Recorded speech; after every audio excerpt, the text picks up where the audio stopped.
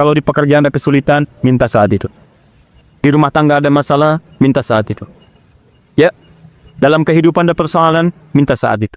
Walaupun tidak ada apa-apa dalam kehidupan dunia, minta surga terbaik yang di akhirat. Maka ini diantara sunnah. Setelah Anda kerjakan itu, saya katakan pada Anda, insya Allah akan terjadi perubahan dalam hidup Anda minimal di hari itu. Gak percaya silahkan, saya akan coba, demi Allah saya katakan. Silahkan coba, bedakan rasanya, rasakan bedanya, dan pasti akan terasa bedanya. Bangun malam ini, siapkan, kompak dengan keluarga, Anda kompak aja, mah kita bangun jam sekian ya, anak-anak kita bangunin deh, kita bangunin. Siapin misalnya bangun setengah 3, bangun jam 3, kita sholat. Walaupun 2 rakaat lu nggak apa-apa, witir 1 rakaat, tapi kita amalkan ini. Silahkan cek ya, demi Allah saya katakan, maka di hari itu akan terjadi perubahan pada diri Anda ketika Anda mengerjakan seperti apa yang tadi disampaikan. Cek, di rumah akan tenang, diri Anda pun akan lebih nyaman, pekerjaan akan lebih tertib, dan keberkahan akan hadir dalam kehidupan Anda. Itu yang menyebabkan Uthman bin Affan, Abdurrahman bin Auf, Tamim Ad-Dari, dan sahabat yang lainnya tidak pernah meninggalkan sholat malam selama hidupnya. Hati-hati ya, nanti ada beberapa keistimewaan ketika Anda bisa amalkan itu semua. Bahasan pertama, istighfar. Memperbanyak istighfar. Kedua, doa. Dan ketiga, rehat sejenak. Jadi ada ahli surga yang punya kebiasaan di bumi. Ada ahli surga yang punya kebiasaan di bumi. Kalau Anda ingin lihat ahli surga spesial, sedang ada di muka bumi, lihat orang yang rajin tahajud, ya pasca tahajud, salah satunya dia perbanyak istighfar kepada Allah Subhanahu wa Ta'ala di poin ini. Jadi, maaf, setelah selesai tahajud, Anda salam kanan, kiri, selesai kemudian witirnya, ada peluang nih amal lagi. Ya, jangan langsung istirahat. Walaupun cuma 1 kalimat. Jeda sebentar. Hadirkan ketenangan setelah ibadah. Syukuri itu semua. Setelah itu baru kemudian Anda kondisikan hati untuk bisa mendekat kepada Allah. Baru Anda ungkapkan kalimat Astaghfirullahaladzim. Astaghfirullahaladzim. Astaghfirullahaladzim. La ilaha illa huwal hayyul qayyum wa atubu ilaih. Astaghfirullah. Astaghfirullah. Astaghfirullah. Nah, disinilah teman-teman 2 hal bisa kita kerjakan. Sekarang kita bicara bagaimana cara beristighfar seperti diisyaratkan Al-Quran ini. Kita ambil bagian pertama. 1. Awas hati-hati. Karena ini peluang diampuni dosa cukup besar di sini. Dan seketika Allah yang mengampuni. Seketika Allah langsung yang mengampuni. Jadi ada orang yang ketika istighfar di waktu sahar, seketika diampuni oleh Allah Subhanahu wa Ta'ala. Bagaimana caranya? Mari kita lihat. Jadi kalau Anda beristighfar, memohon ampun dari kesalahan atau dosa, jangan sekedar kalimat itu keluar di lisan. Hanya formalitas, ya Allah ampuni saya, ampuni saya. Setiap kalimat yang disampaikan dalam Al-Quran, ingat baik-baik, ataupun dalam hadis, itu selalu diistilahkan dengan zikir namanya.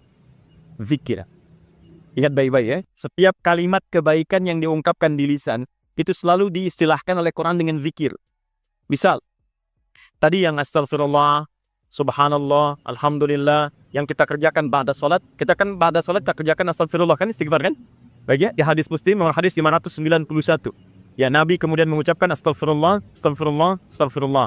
Allahumma antas salam, minkas salam, tabaraka ya dzal jalali wal ikram. Di hadis Muslim hadis 593 kemudian mengatakan la ilaha illallah wahdahu la syarika lah, lahul mulku wal hamdu wa huwa ala kulli syai'in qadir. Lalu setelah itu subhanallah, alhamdulillah, Allahu akbar. Zikir ini disebut zikir di Quran. Di Quran surah keempat ayat 103. Paling kanan sebelah atas, agak sedikit ke tengah. Lihat kalimatnya. Fa idza qadaitumus sholata fadhkurullaha. Kalau Anda tuntas mengerjakan salat, segeralah berzikir kepada Allah Subhanahu wa Ta'ala. Nah, apa itu zikir? Zikir itu bukan sekedar kalimat yang diungkapkan. Tapi zikir secara bahasa saja sudah mengandung arti sesuatu yang teringat. Sesuatu yang dirasakan. Ingat dan dirasakan. Jadi ketika Anda beristighfar, tadi ingat baik-baik. Ingat kesalahan, dosa yang dilakukan. Minta ampun atas kesalahan dan dosa yang dilakukan. Kalimatnya disebut dengan zikir. Zikir berarti ingat dan merasakan. Jadi begitu Anda mengatakan, ya Allah astagfirullah, ampuni saya. Anda minta ampun, berarti ada dosa yang dikerjakan. Ingat dosa apa yang Anda lakukan sampai Anda mengatakan ampuni saya. Ini bukan cuma di lisan. Ini begitu Anda istighfar, itu enak Pak. Di keheningan malam, saat tidak banyak suara bising, dan Anda menyadari kesalahan Anda pada saat itu. Begitu air mata Anda jatuh, tumpah saat itu, kemudian kalimat yang Anda rasakan seketika ampunan dari Allah itu turun kepada Anda semua. Itu yang pertama mesti Anda lakukan. Jadi begitu selesai tahajud, ingat-ingat, perbanyak istighfar. Hatinya nyaman. Setelah ketenangan itu ada, saya agak cepat baru masuk ke nomor 2. Apa nomor 2 itu? Ini yang saya maksudkan. Awas kalimatnya, hati-hati. Memperbanyak doa kepada Allah Subhanahu wa Ta'ala. Dan inilah doa yang paling cepat diijabah diantaranya oleh Allah Subhanahu wa Ta'ala. Doa yang dipanjatkan di keheningan akhir sepertiga malam, menjelang fajar, dalam keadaan pasca istighfar, bahkan langsung dikatakan di hadis qudsi, jika Anda meminta, maka tidak akan pernah ditolak. Siapa yang meminta, aku berikan. Siapa yang berdoa, aku kabulkan. Siapa yang istighfar, man istaghfara li ghafartu lah, aku ampuni semua dosa-dosanya. Aku ampuni semua dosa-dosanya. Anda bayangkan. Setelah itu, dosa diampuni, tenang ada, tinggal Anda memohon kepada Allah. Siapa yang meminta, aku berikan. Siapa yang berdoa, aku kabulkan. Itu janji Allah di hadis qudsi. Dan hadis qudsi ini diriwayatkan langsung oleh 30 orang sahabat senior di tabaqah pertama, tingkat pertamanya. Dia yang menerima dari Nabi itu hampir semua sahabat yang senior, 30 orang. Anda minta tuh, ini kesempatan. Mungkin inilah waktu yang doa-doa Anda yang dulu itu mungkin belum terkabul. Anda diminta berada di waktu itu. Kalau sudah diberikan waktunya Anda tidak minta, Anda butuh waktu apa lagi?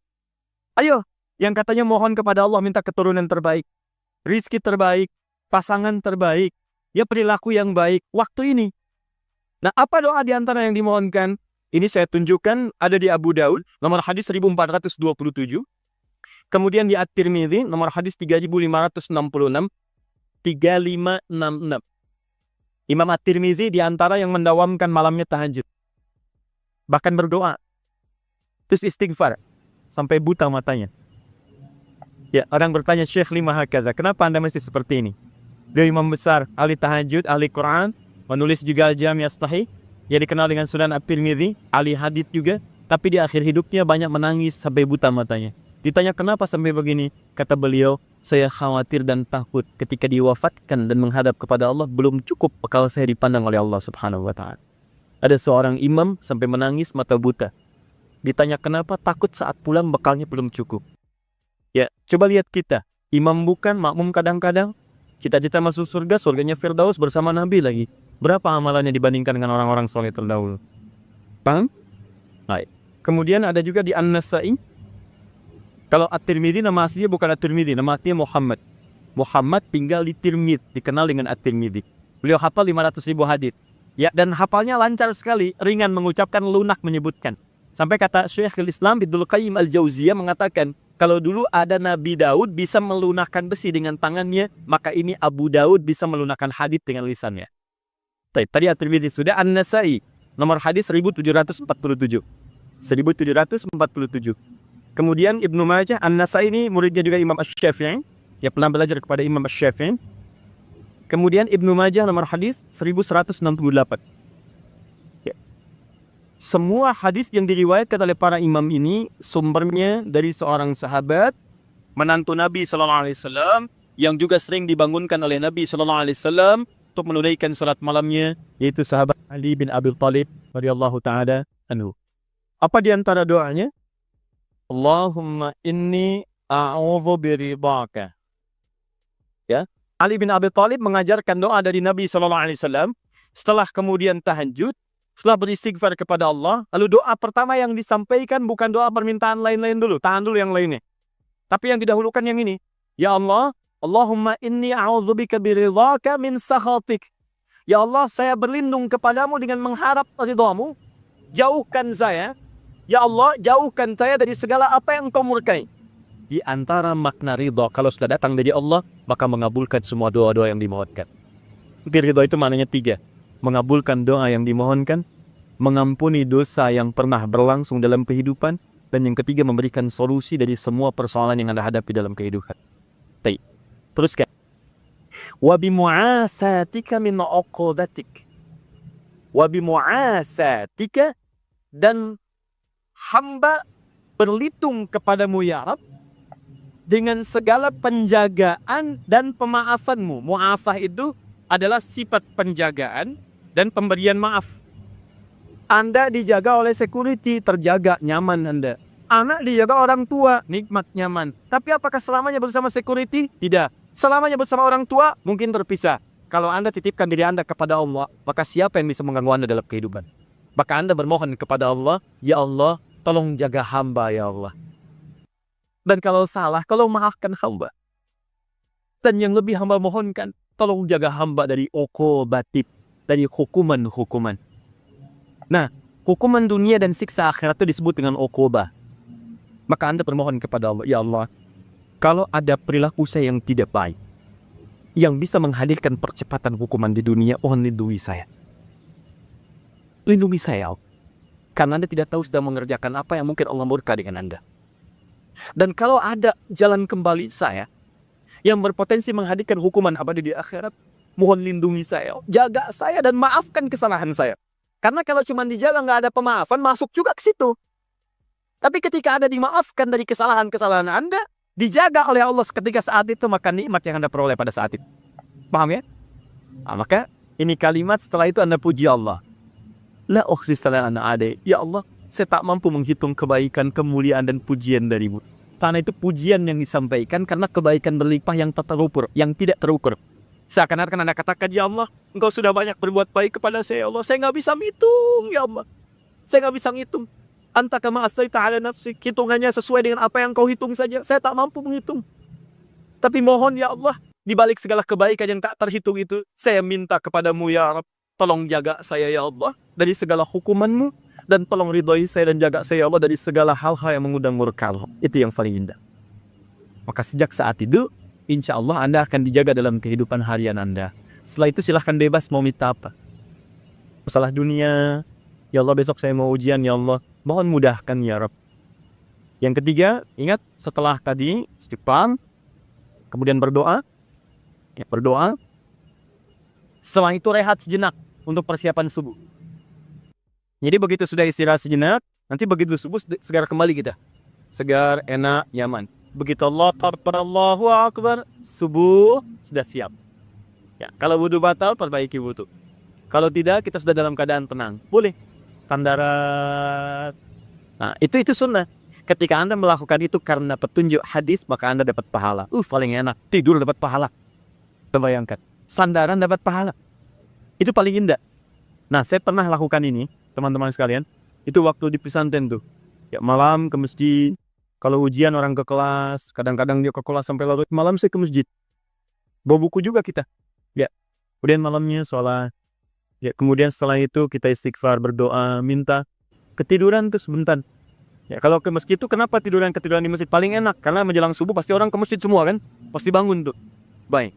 Hampir setiap saya yang tertidur itu selalu bermimpi. Terjadi soal, bangun lagi, alhamdulillah, sholat. Begitu masuk ruangan ujian, soalnya persis seperti yang dilihat tadi malam.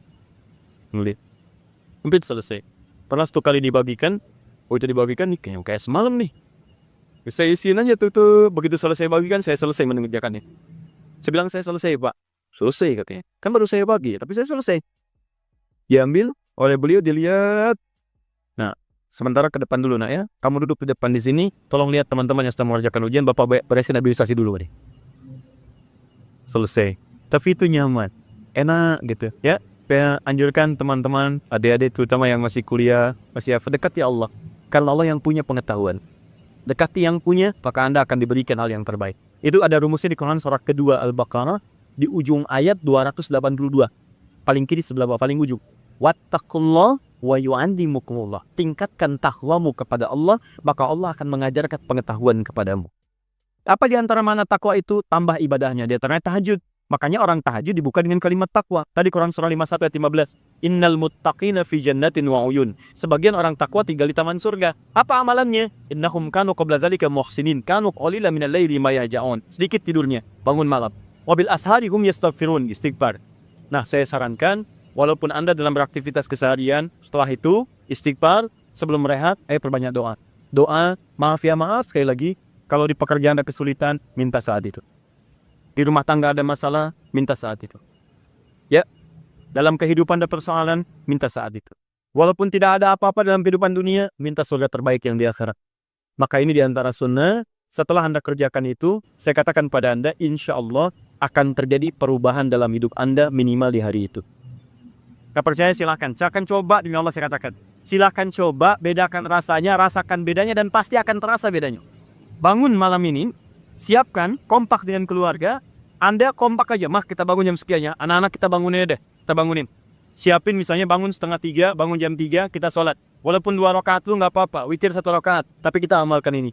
Silahkan Anda cek ya. Demi Allah saya katakan, maka di hari itu akan terjadi perubahan pada diri Anda ketika Anda mengerjakan seperti apa yang tadi disampaikan. Cek. Di rumah akan tenang, diri Anda pun akan lebih nyaman, pekerjaan akan lebih tertib, dan keberkahan akan hadir dalam kehidupan Anda. Itu yang menyebabkan Utsman bin Affan, Abdurrahman bin Auf, Tamim Ad-Dari, dan sahabat yang lainnya tidak pernah meninggalkan sholat malam selama hidupnya. Bahkan tidak ada yang paling indah kecuali mereka berada di malam hari sampai menuntaskan tahajudnya dengan khatam Al-Quran. Dan puncaknya, wa'afat juga berarti penjagaan dalam urusan dunia. Kalau Anda sudah rajin tahajud, maka Anda akan dijaga oleh Allah dari semua kemungkinan yang mengganggu Anda dalam kehidupan. Allah jadi pembela Anda.